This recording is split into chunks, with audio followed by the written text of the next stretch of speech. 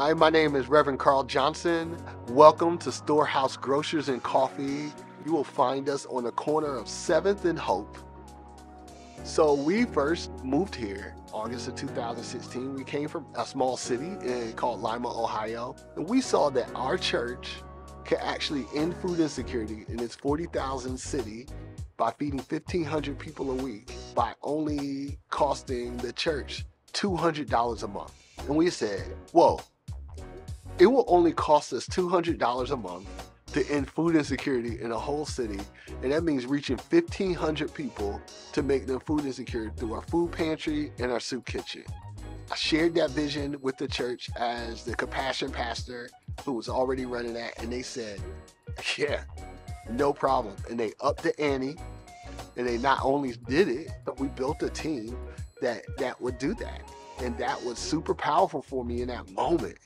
I was like, hold on, did we just end food insecurity overnight with a church? I said, what would happen if this happened in major cities? What would happen if churches ended food insecurity? And so I just started dreaming, like, what would that mean? Where could I go?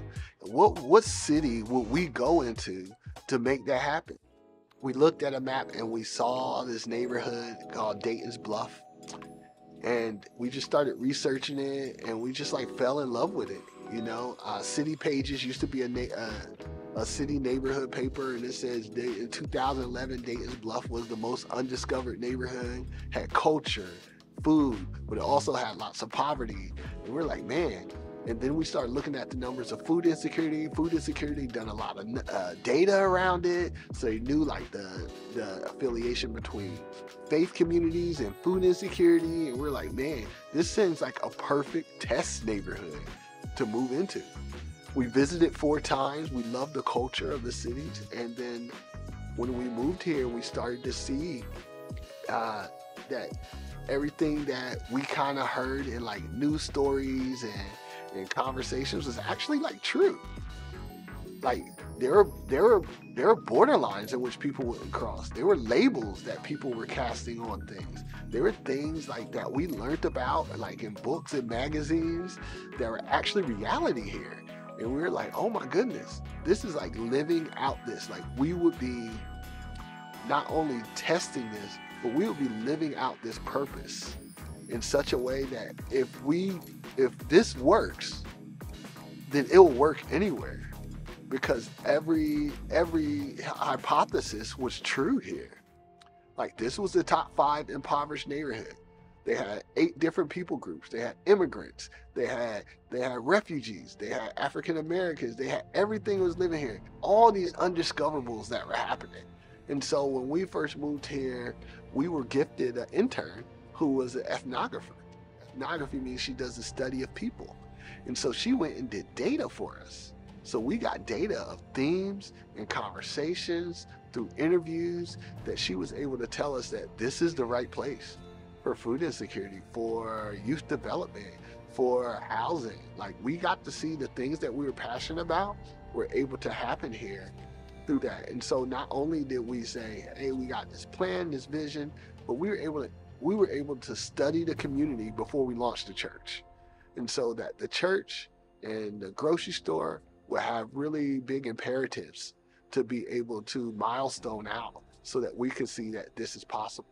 And so that was kind of how we got started in this journey. It was a lot of data, a lot of science, and a lot of risk. Think of the small grocery store that closed 50 years ago that really benefited your community. Think of how communities were formed and shaped, and they needed churches, grocery stores, and schools. Think of somebody saying, I want to reignite that passion within almost every city in the United States and see people live in a sustainable way where they don't have to move out of the neighborhood because they can't get the things that they need, but they can find everything that they need within their community by creating sustainable solutions right where they live at. And that's our vision. Our vision doesn't just stop at like feeding people. It starts at like holistic seeing people flourishing. And I think if you are somebody that cares about people flourishing in any manner, flourishing economically, flourishing with accessibility to food, flourishing just in empowerment and creating systems in which they can be able to take care of themselves, this is where we would love for you to volunteer. We would love for you to reach out to us. And if you want to buy coffee or anything online, that all the profits go to feeding kids in the summertime, hot, delicious meals. And so we would love for you to partner with us, join us. Even if you want to create a sustainable project in your community, we want to help you. The world is open for new innovation right now when it comes to sustainability. It's a buzzword, not because it's cool, but because we need it.